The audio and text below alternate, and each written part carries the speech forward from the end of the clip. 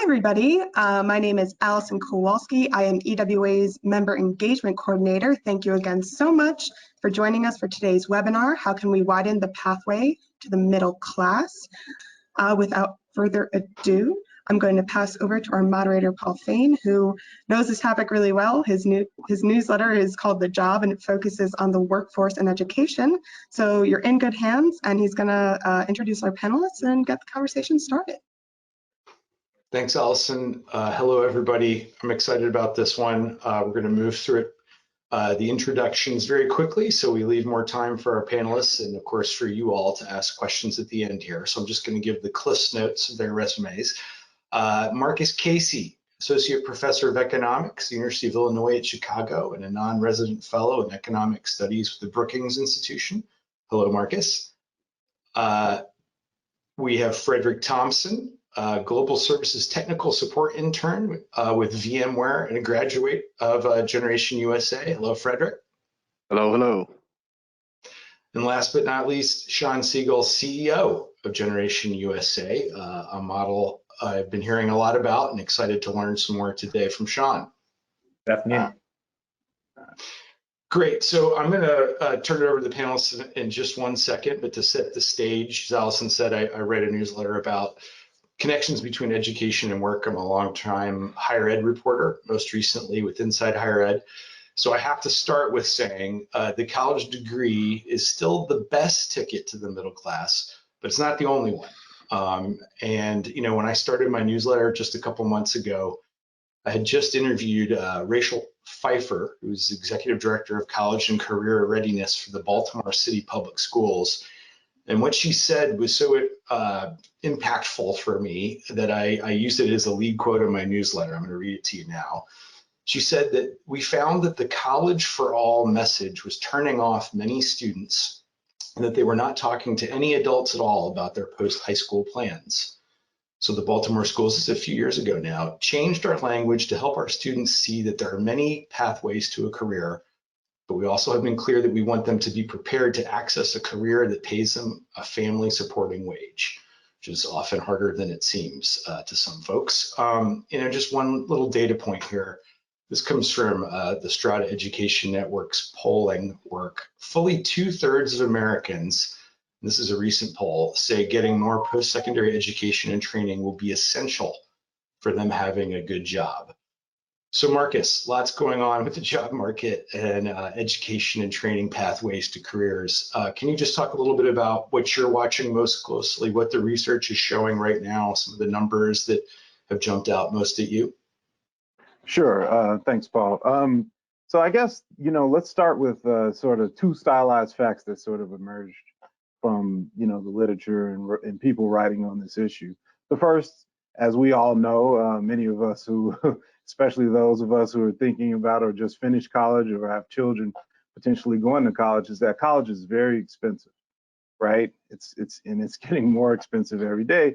And at the same time, the other stylized fact that we know is that technology is becoming, in, you know, technological change is becoming very, very important at the business level, right? So as businesses and other corporations are adopting new technologies, they're looking for people who can work with that technology.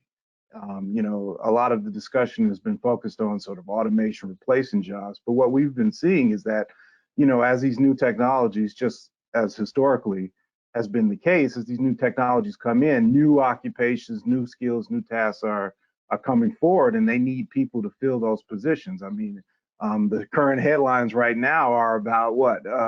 You know, there seems to be labor shortages. Now, we can argue about why that might be the case at this present point, but this isn't the first time a lot of corporations and businesses have talked about this issue of labor shortages. And usually that discussion is surrounded skills, right? And so the question is how do we get people the skills that they need to actually fill these positions? And that's turned out to be more complicated than what we've typically talked about. I mean, I'm an economist, and so in my class, when I teach the education, I start with the traditional model, right? We end up high school, we decide whether we attend college or not. College is considered high skill work, and then we move on into the workforce. But actually, most people don't follow that pathway in the United States and elsewhere, right? Even at this point, even though it seems like, you know, so many people are going to college, 70% of the United States adult population doesn't have a college degree, right? And so to me, the question is do we need to push all these people to go to college, as you just noted, right?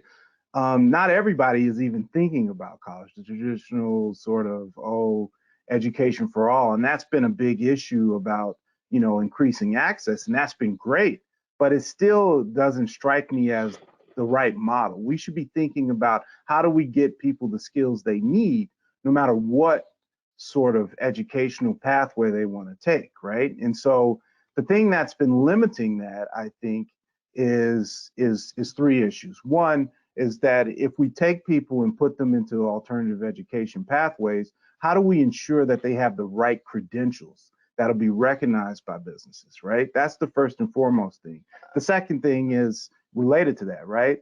How do we ensure quality control? Right now, we have a large number of different programs, classes, profit-based colleges, boot camps, things of that nature that you know, advertise getting people the skills that they need, but it's not clear whether they actually are providing the necessary skills at the quality level. And so that sort of uncertainty causes problems when these students want to signal their skills to potential employers. And so we need to think carefully, I guess, from a policy perspective, is that if, you know, the majority, and I think this is going to be the case, the majority of people who are entering the labor market are not going to go through the traditional model, we need to think from a policy perspective, how do we ensure that they get the actual skills that they need in a way and get sufficiently credentialed in a way that employers and will actually recognize those credentials. And I think that's where the policy issue lies. And we've seen some moves amongst businesses to actually try to start providing that. So you've heard of like Google certificates and other types of programs that are coming forward. And one of the nice things from my perspective is that they're actually connecting the skills acquisition to the actual business needs. And one of the problems in the past when we've done job training is that it wasn't always connected to what the businesses said that they needed. And the second thing is that it's a recognizable credential. And I think that's going to be very important going forward, right? Because like I said, we still have this wild, wild west. The other type of program that I think that would be nice to see more of is what my colleague Annalise Goder at Brookings is called the earn and learn model, right? Seeing more apprenticeships and things of that nature. We know in Europe, that's been a very successful model for getting people into middle-class jobs. And I think that sort of earn and learn approach has been underutilized here in the United States. And again, it'll give people the skills that they need in a way that connects to what employers actually desire, and it's a credential that they could possibly recognize. So I think that's where we need to be going in the country, right? Given that, you know, as the rate of technological change increases, there's going to be more and more potential mismatch in the labor market due to the skills issue.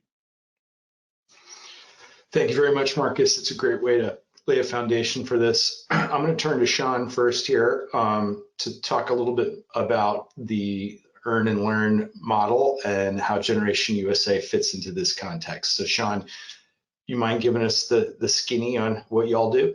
I would love to, and I think I owe Marcus for setting me up so well, because the problems that Marcus was outlining were exactly what Generation was founded to work on. Specifically, that mismatch between the jobs that are in demand from employers and the skills that people need to have to get those jobs. So what Generation does is we really look at where is there entry-level demand that's not being met by the market. And we actually go watch people do those jobs. We see what are the skills they need to do them successfully on a day-to-day basis, and we do a competency-based activity mapping. In that activity mapping, we're watching like what are the 20 to 30 things people do every day, And then we drill down into the 5 to 10 of those things that will make or break someone. What are the breakdown moments? We take those technical learnings and integrate them with behavioral skills and mindsets that we know learners need to be successful, and we put them in a boot camp. And that boot camp is what Frederick just went through and led to his job. I'm so excited for you to hear from him. But in that boot camp, we're not only doing the technical skills, the behavioral skills, but we're also making sure our learners have wraparound supports. They're taking care of their transportation, their housing. We're then working with them on placement to make sure they're getting into those entry-level jobs. You know, what I think, we also make sure that all of our learners get credentials, but I think that there's such a mishmash of credentials out there that really our sales point to employers is, look, we're looking at what you need for someone to be successful on day one, and we're training them exactly for that. And then we'll work on them so there's a pathway for them to continue to advance. So Generation does that across the US. This year, we'll train about 6,000 people in partnership with 15 community colleges that we embed our model and use their instructional capacity. Community colleges tend to be really underutilized, really focused on educational outputs versus economic outcomes. We're trying to help them change that lens. And over the next 10 years, our plan is to be able to upskill 500,000 people across the US into the jobs of the future. Right now, we're training for jobs that 5 years ago didn't exist, like jobs in cloud, jobs in cybersecurity with new companies. And so we're just really excited about the potential to get people into meaningful work. Thank you, Sean. All right, let's turn to Frederick. Really excited to hear from you as somebody who's gone through this path. But do you mind kind of walking us through how you got there and where you are now? For sure. Thank you all for having me on today. As you all know, my name is Frederick Thompson. I am currently in my final year of studies at Southwest Tennessee Community College here in Memphis, Tennessee. I learned in an email from the college staff of the partnership that Generation USA had made with my school and of the different programs that were being offered to the Memphis area. Among the different programs, I felt that the IT help desk admin program was best suited for my career goals, and it directly correlated with my current major in computer information systems. I come from a not so perfect background, being raised in the foster care system at a young age, produced many challenges early on in my life. I've made a few poor decisions in the past, and that set me back in life. These choices caused me to spend 3 years of my life within incarceration. During my reentry, no was a common word from jobs I applied for to seeking housing. Um, I could easily have crawled up in a corner somewhere and maybe complained about all the mistakes I'd made, but I did not let that stop me. I decided to be persistent with my actions one day at a time. I made the decision to create a better life for myself and for my family. I made the decision to apply for a temporary service where I was making $9.50 an hour, working 11-hour shifts Monday through Friday. I made the conscious decision to apply to multiple colleges, and by the grace of God, I got accepted to every one. Uh, I had began to develop several professional relationships within the city. So with that, I decided to attend Southwest in order to stay in the area and in order to grow and more mature those relationships. Now, when something is introduced to me, I do my research. When the Generation Program information made it to my email, I went immediately to their website to see what they were all about. Um, I went to their website to read up about them. I went to their Facebook. I went to their Instagram. I went to their LinkedIn. I looked at every available source to me. And the information that I found resonated with me so well. It resonated with my vision and it gave me hope. Just reading it gave me hope. And I said to myself, I want to be a part of this. I want to help. I want to participate. I want to contribute to this. So I applied. I wasn't sure if I was going to be accepted, but I put faith towards it. And I was accepted. I was accepted with open arms. We had instructors named Mr. Michael Hezo and Erica Coronado as instructors over the class. And right through the door, they related to us. They didn't make us feel less than. They took any extra time out to explain different concepts of the different subjects we were on for the week. It was just a real down to earth class. The generation staff as a whole was super supportive and inclusive throughout the whole program. We got inspirational messages within the Slack program most days before class, encouraging everyone to push through. We had storms, power outages, computer issues, and of course, different platform issues. But through it all, we talked it through, and everyone was patient with each other. A very supportive community. Now, to answer the question, what I found most useful from the program features that had the most impactful real world application, easy. Before we actually dove into the actual A plus certification content, we spent well over a week discussing what Generation calls their core values. These values included growth mindset, persistence, future orientation, and of course, adaptability. Using these traits led me to not only successfully obtain my A plus certification, but also has helped me land a role at one of the largest IT organizations in the world. And my current role at VMware affords me to work within the customer experience and support team. One of the major tasks of mine is ensuring that clients, as well as employees, receive quality product assistance, as well as rapid issue resolution. This role includes responding to customer queries and making sure those queries are met with the highest quality service and attention. And that's what I currently do for the VMware company. So far, I've been there. I've really enjoyed. This is week 2 of my employment there, and I am just in love with it. They are super supportive. They super helpful, and they kind of remind me of the traits that Generation brought to the table. And I am really happy to see that from such a large organization. Well, first of all, congrats.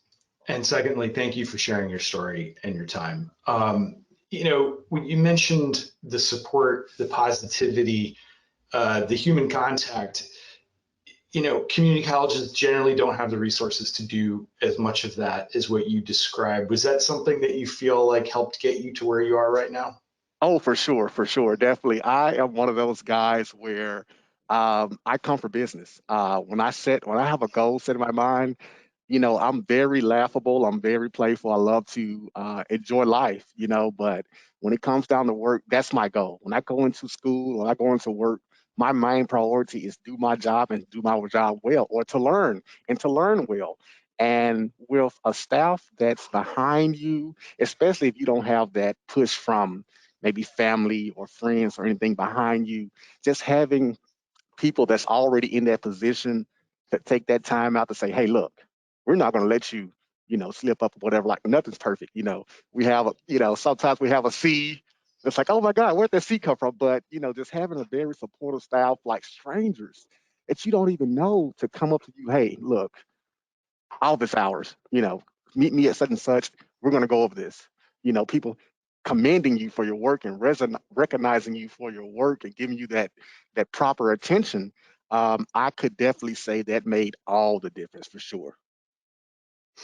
Thank you for that. Sean, I want to turn to you real quick. When I think about the importance and it's not just Frederick, but a growing body of research shows that sort of wraparound support is key. When we talk about the value of a college degree, it's one thing to graduate with one, it's another to leave without one, obviously, and with debt, and getting to that finish line is the key. How do y'all make it work? I mean, from a business model standpoint, I'm not asking you to break down your 990 here, but that's the resource intensive job. And if you're going to scale to the level that you're talking about, How does it work? Yeah, I think there's a couple of pieces of this. Number one, hearing Frederick's story, I just think, Frederick, you really exemplify so many of the barriers that can keep people out of programs like ours and out of community college, and your persistence is really inspiring. As an organization, we need to make sure that folks who aren't as confident as Frederick still can see success. And so one of the key parts of our program is, we're maxing out around 12 or 14 weeks. So even people who haven't had success in traditional programs, what we're telling them is, can you invest in yourself for 12 to 14 weeks? All of our programs are completely free, down to we pay for the certification for you. So we're really trying to get people to take that leap who might not have had success in the past and join us. So that's a big part of how we attract our learners. And then in terms of making it work, it really relies on engagement with the private sector. So there are companies, large companies like Widen, that's our largest philanthropic supporter that really believe in upskilling and reskilling, but also smaller companies like a startup, tech outsourcing company called Console. And they're really focused on having a diverse staff, and they know that our graduates might come in, our graduates will come in with less skills than a computer science major, but they have this motivation and ambition that Frederick was just showing you, and that if you're willing to invest in them for the first couple of months after they get their certificate, there's so much potential. So for an employer like a Console, they actually pay us a per fee hire for our graduates, and that leads us to economic sustainability. With our community college partners, we're working on leveraging their underutilized infrastructure through leveraging their classrooms that are sitting unused in the normal times, as well as their faculty who might have extra capacity.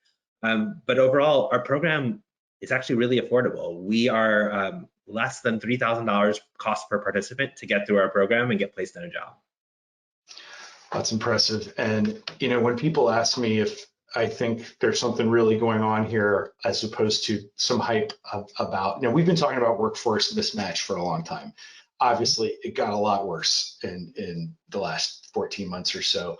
But I do think that diversity, equity, and inclusion piece from employers is just huge.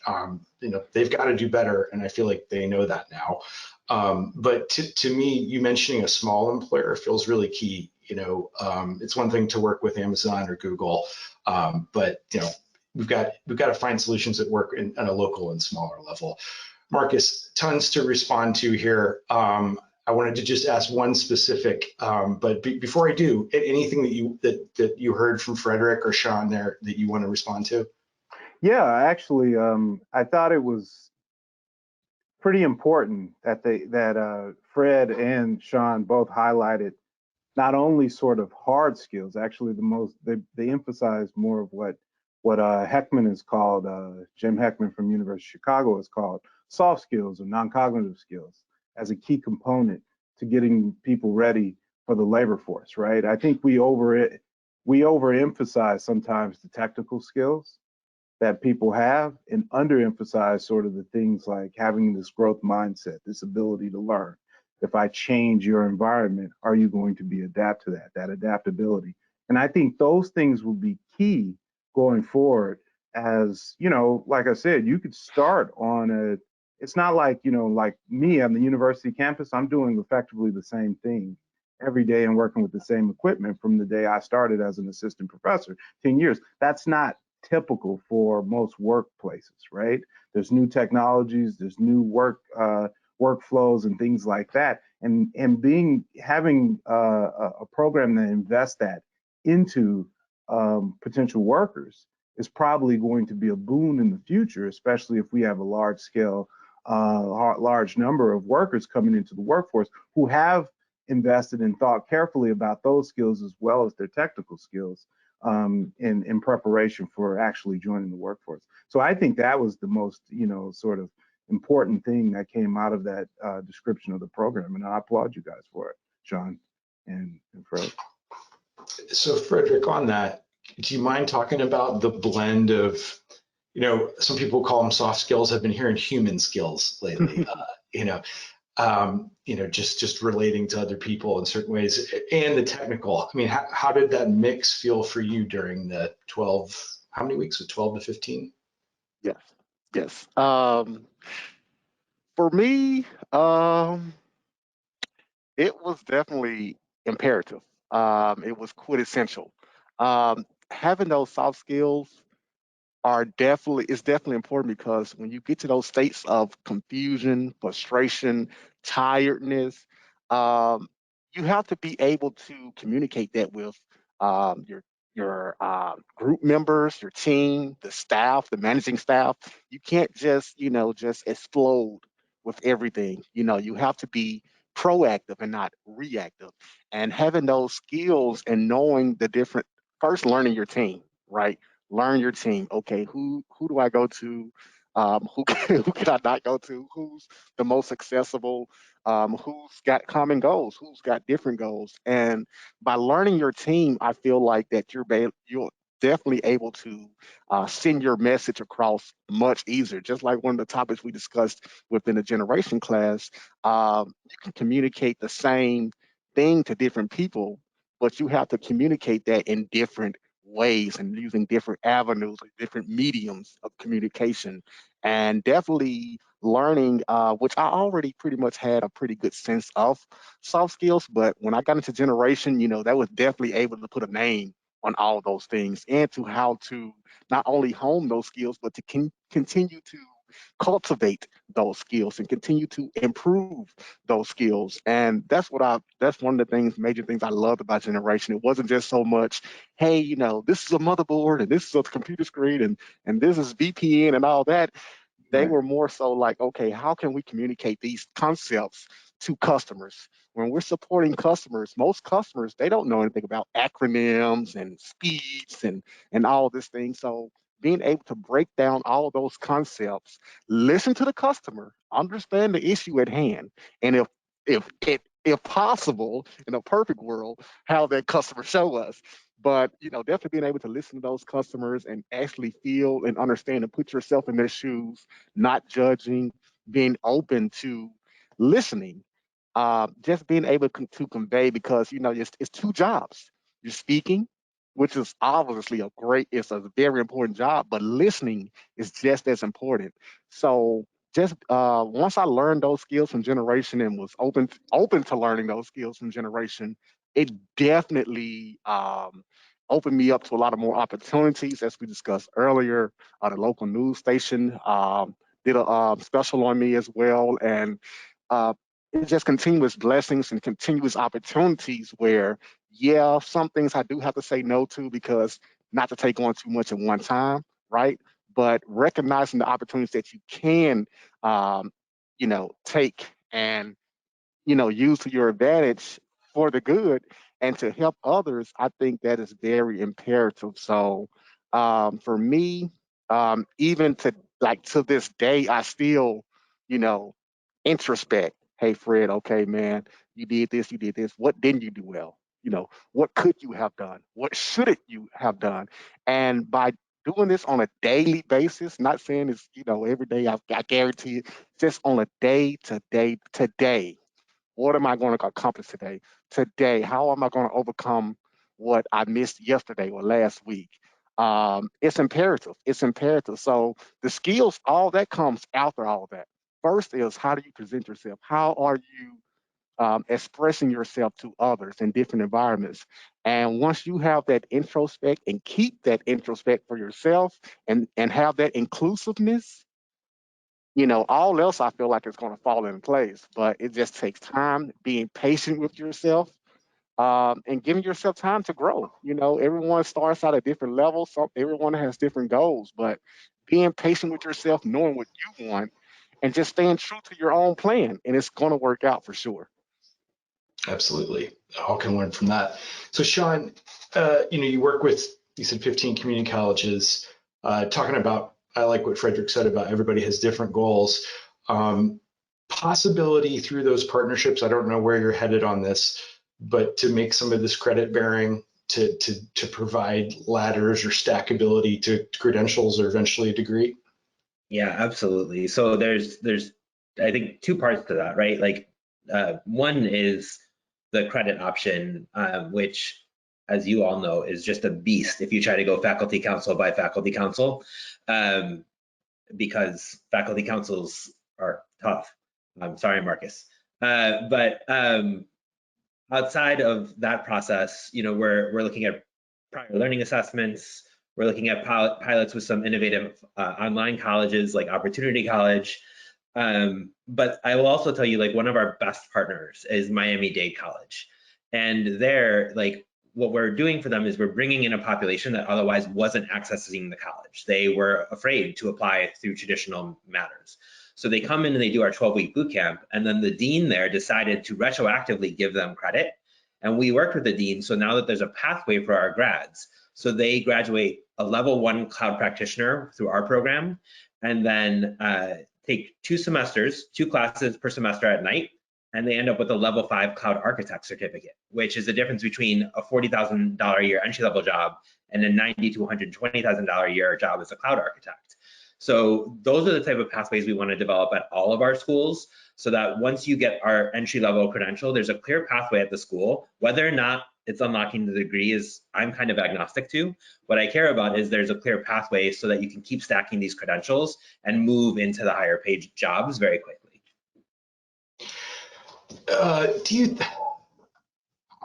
Are there solutions that you're aware of that could help that happen at scale? I don't want to put you on the spot about higher ed's lack of ability often to move quickly in terms of recognizing the learning of folks like Frederick from a credit standpoint. But just for folks out here who are looking to do some reporting on what colleges can do better, any thoughts? Well, I think, but yes to colleges, but even besides colleges, like policy-wise, there's been talk for years about opening Pell Grants to non-credit programs that have great outcomes. I would love to see that. With colleges themselves, it's, there's just this incentive from our current funding structures where degree completion is the only thing that matters. It's how they get all of their funding. It's how faculty positions are funded. And so as long as everything is tied to degree completion, it makes sense that colleges are focused on educational outputs. But if we can show, and I think there's a lot of data to show this, that educational outputs are one thing, but economic outcomes are what we should be driving towards. If you think about, like, what is higher education, I think when you ask someone in higher ed, they're talking about learning and a degree. But if you talk about a parent who's about to send their kid to college, they're talking about getting them ready for a job. And those two things are so fundamentally at odds that the changes have to come to, like, colleges realizing that people are going there because they need reskilling, they need to get into a meaningful career, and they can do that in ways that don't require a 2 or 4 year degree. As I mentioned, the Strata polling, they had a recent finding that I also found pretty intense. Folks are much more likely to view the debt they took on for college as worth it if they feel like they got help to get a career. Mm-hmm. And adequate help, and that crosses the board, no matter demographics, etc., debt level, even. That's the key, and I think that's. And the acceptance of that fact is really getting broader right now as we come out of this crisis. Frederick, have you mentioned the program to friends? I mean, would you recommend it to you feel like it? I'm guessing I would definitely recommend the Generation program, where there are definitely other programs, throughout the country that's available, but definitely Generation has already not only, not starting out in the U.S., starting out in a foreign country, and just bringing it and making a whole, U.S. based organization here that's already reached, over 5 different states and if not more, just in this area. And I would definitely recommend Generation because of the level of commitment that they give to their students and their participants. Even when some things that went down on the platform, the LMS system that they use, the learning management system they use, even when I reached out and gave a few, like, hey, it's a bug, here's a bit, quick, hey, we're on it, we're on it. 2 days, less than 2 days, just the whole team, the team as a whole, everyone that's behind, that I've seen behind the Generation logo, has been delivering that message and delivering that mission. And definitely explaining that vision so vividly that it takes on a new part of yourself, and it forces you to elevate. It forces you to, hey, if they're doing it, they're getting up at such and such in the morning and they're doing all this content and PowerPoints and presentation and all that. Why can't I?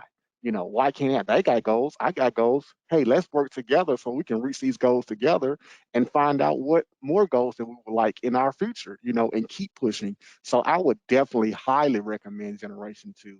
Anyone that's interested in making a change in their career or furthering their career, definitely look into the program. It will definitely not let you down. It hasn't let me down to this day. I do not regret my decision to join Generation. So we lost Marcus briefly. He's coming back. Oh, All there he right. is. Sorry Welcome about back, that. Marcus. Awesome. That's all right. So we had plenty to talk about without you, but now that you're back, I'm going to bring you back in. So Sean briefly, I teed this up, but he mentioned the possibility of short-term Pell. Obviously, we could spend hours talking about that. This is, opening up Pell Grants for folks who don't know, from 15-week programs down to 8-week programs, and probably could have an impact on what Generation does. Obviously, the feds are also talking about trying to encourage apprenticeships. What would you like to see, the Cliffs Notes version in terms of federal subsidies that could help encourage growth while also not causing some of those quality control problems you mentioned?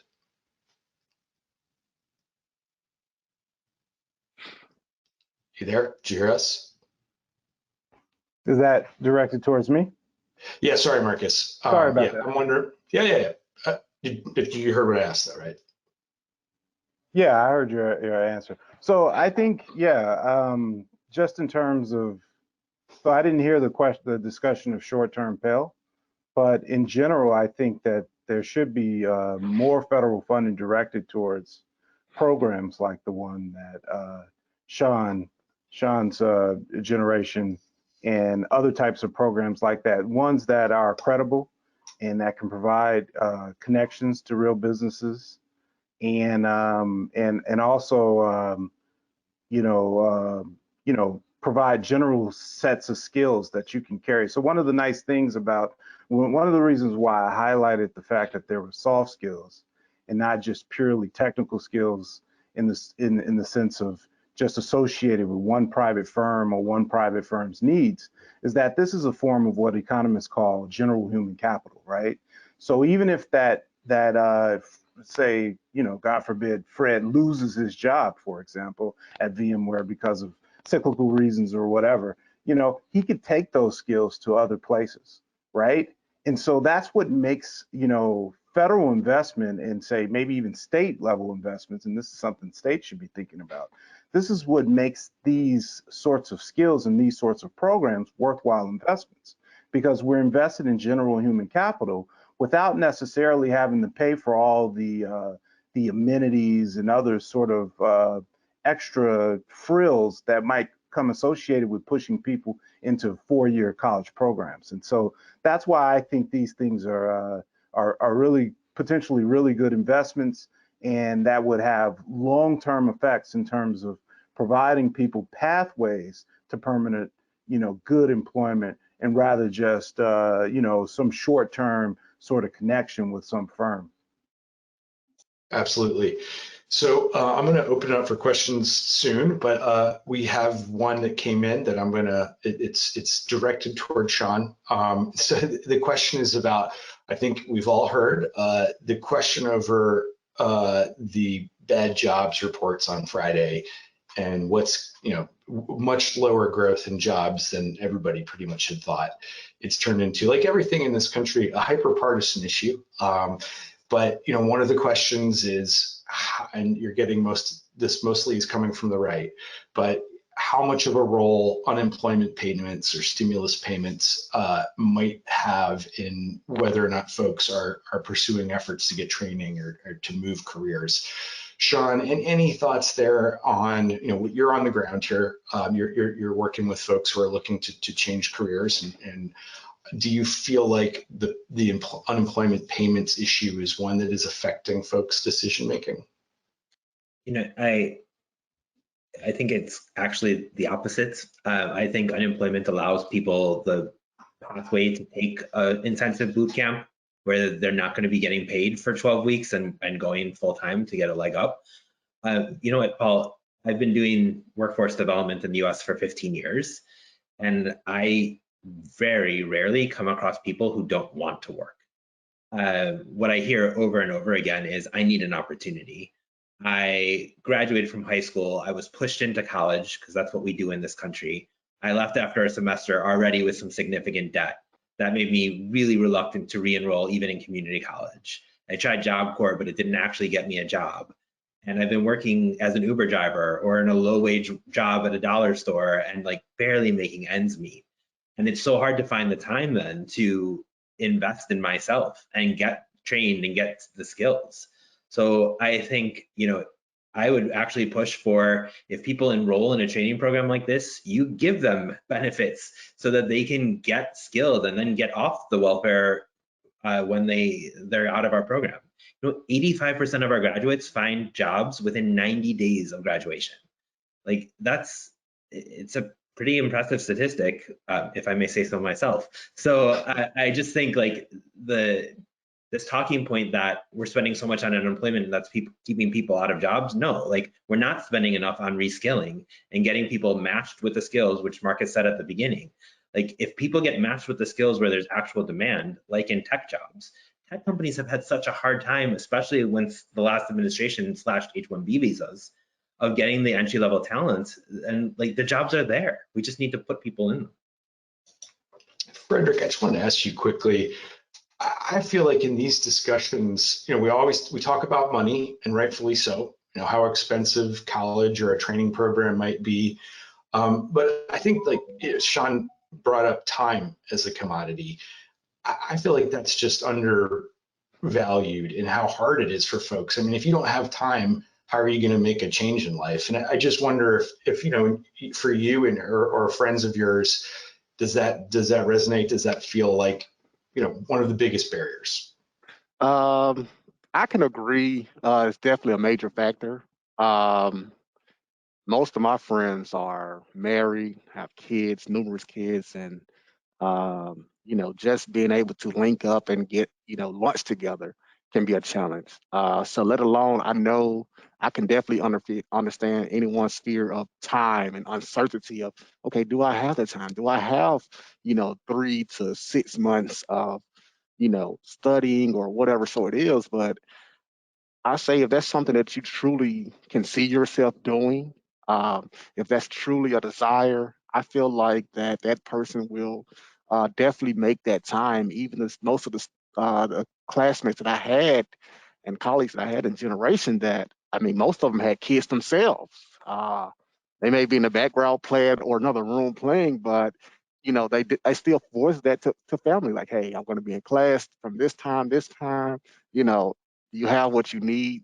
And even generation is very open to, hey, you have to cut your camera off, go out, go handle your, you know, we're recording this, come back later. It's not that, oh, if you don't have the time, then you just can't join. No, they're willing to work with you. That's what definitely stood out to me as I began the program. I began to see that, like, hey, they're not just, you know, kicking you out or anything like that. They're working with you. They're trying to retain, you know what I'm saying? Retention is definitely their number one goal here.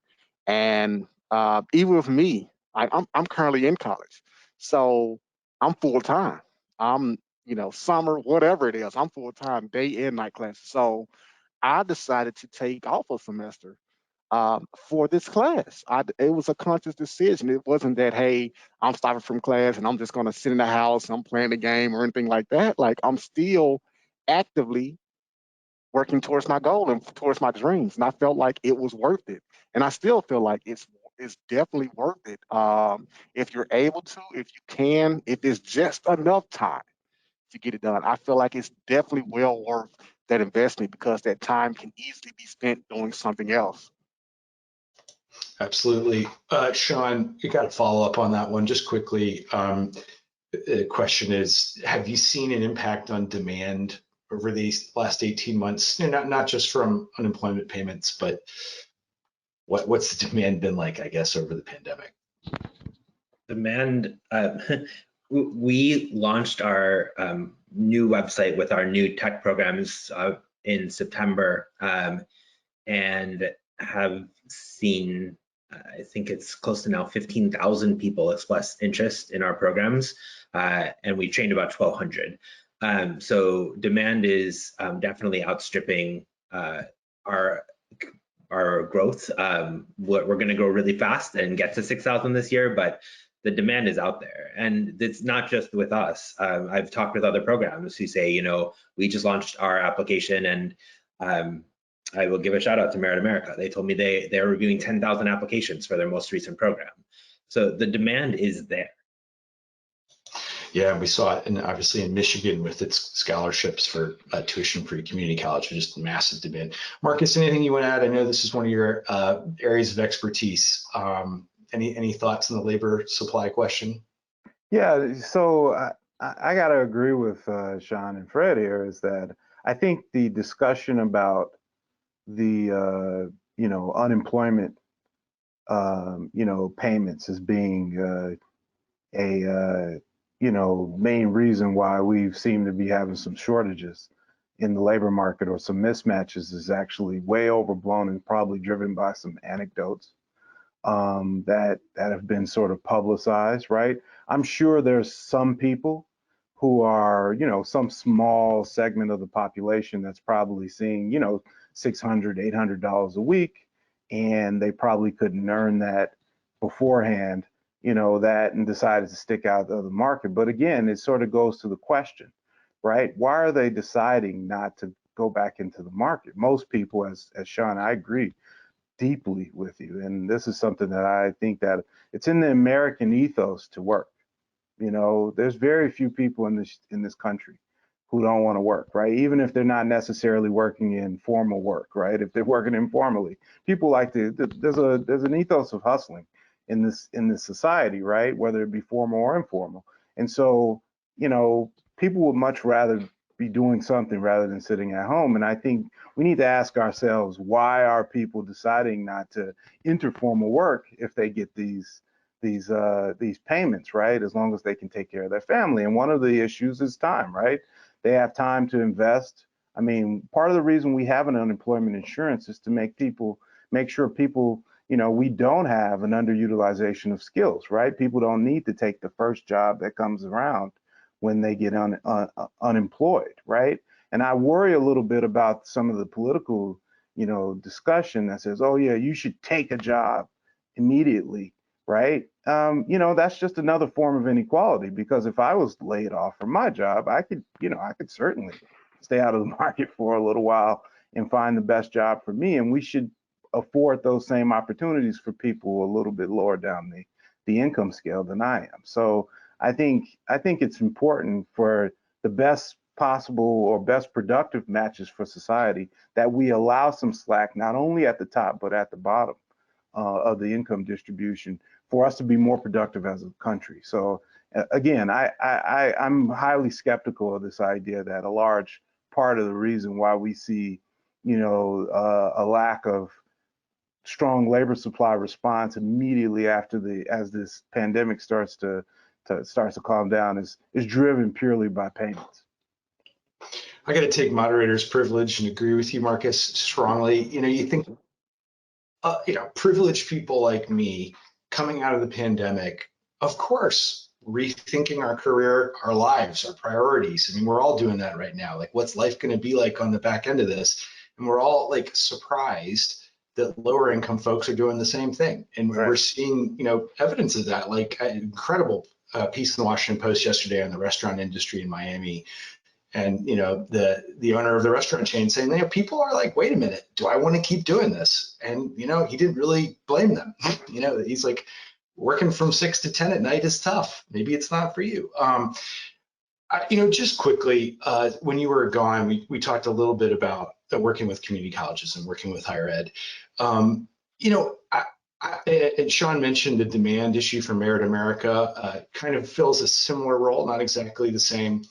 I've talked with Duet, which works with Southern New Hampshire and helping to administer their programs. It really feels to me like these intermediary earn and learn models seem to make a huge difference. And I'm just wondering, from your perspective, why? Why can't colleges work? Miami-Dade is amazing at so many things. Why does it need to work with intermediaries to do a better job working with employers? I think I have some answers, but I wonder what you think, Marcus, or if you think that's right. Well, so I agree with you in the sense that, I think part of it is just that we have very specific models in mind for how these things are supposed to work, right? And so, and remember, the people who are making these decisions about funding and curricula and so on and so forth, again, are people like me, right?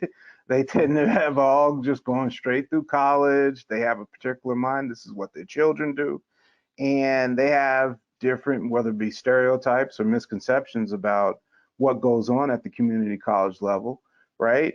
And so they underfund these models, or they don't think about ways we can leverage people and resources at that level to make things better off, in large part because of blind spots. I'll think of a lot of it as blind spots. I've done in my capacity at Brookings, I did this was one of my areas, right? And so we did a series of conferences, and one of the things that kept coming up when I invited the head of Raleigh Wake County community colleges, and one of the points that he made when he appeared at one of my conferences was that, I think people don't have, have a failure of imagination when it comes to how we can potentially leverage those resources that we throw at the community college. We think of it as kind of a last resort rather than actually something that could actually, get our workforce in gear and make us more productive as a nation.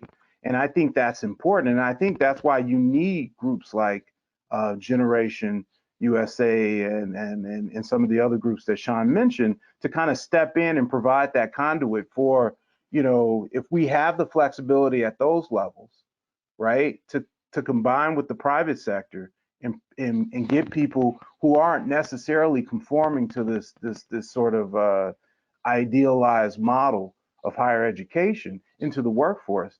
I think if we have more of that, we can do a lot better in this country of getting people where they need to be, right, and where they want to be, and being able to leverage all of the talent in our country, not just the ones that can actually go off to elite colleges and move forward. And so I think that's part of the reason why we haven't seen such right utilization of our community college system and other things. Is just, I think this people see them as an afterthought rather than as a key component of our educational infrastructure.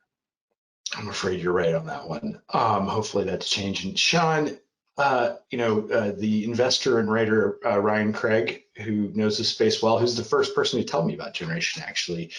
I'm going to misquote him a little bit here, but he says, colleges, higher ed, traditional higher ed can't do this work. Employers won't. So that's why you need intermediaries. And let's turn it on the employers here a little bit. There's a lot of noise right now about employers looking past the college degree. A bunch of the big tech companies are saying they're going to do that. But when it actually comes to HR, as you know well, they tend to rely on what's comfortable and easiest and not do that, at least for desirable career pathways. Do you think that's going to change? I mean, you've worked in other countries, as Frederick mentioned. Do you think we're having a moment in this country where there might be more openness to non-degree pathways? Only if we hold the companies to account. 110 came out, the New York CEOs Jobs Coalition came out. There's these big pledges and big numbers, and I keep having meetings with the same people and saying, I understand the big pledge and big number. Give me 50 slots. You give me 50 slots to hire non-traditional learners without a degree in your tech roles, I will prove to you that it can work. And it's hard. And that's why this is full circle, but like apprenticeships are part of that answer. Apprenticeships are basically try before you buy for employers. And if you look at a place like the UK, like they have a robust apprenticeship network. It's totally fine to finish after high school and go into banking and become a president or a vice president. We don't have that here. So we have to de-risk for employers, because I'll tell you, like, if you're asking me if they're just going to live up to the promises that they've made around diversity by hiring people full-time starting tomorrow, the answer is no. But if we can work with them to de-risk and do apprenticeships, do small-scale pilots, then I think as long as we keep holding the fire to them, we're going to see some change. All right, so I'm gonna leave the last words to Frederick. Looking forward, you're still in college, but you got a new job. You're excited about it. What do you hope for in terms of higher ed in college in your future? Finishing up a degree, something that you want to do in the future, or just give a sense of what your aspirations are. Definitely aiming for system administration. So right now I'm focusing on the enterprise environment. So I come from just residential customers, computer upgrades and installations and things like that. But I'm definitely focused on right now enterprise environment. So monitoring a number of systems over a network, ensuring that it's secure, ensuring that users' account is within regulation and everything like that. So that's my aspiration. That's what I'm focusing on in college is system administration and management. So it's giving me the technical side, but it's also giving me that ITIL vibe, that whole business side, business operations, how the business should be modeled and how it should operate. And by mixing those two together, it creates a complete solution for different companies. So that's what I definitely want to do is to be able to go to different companies and advise them and recommend improvements into their IT departments and how they can increase workflow and increase revenue income for their IT departments. So that's definitely what I'm focused on right now. Of course, I'm in college, but one of the main reasons why I joined Mr. Siegel's program is because college is broad. They're teaching you everything under the umbrella, and so you can get your degree, but you can still graduate and feel lost.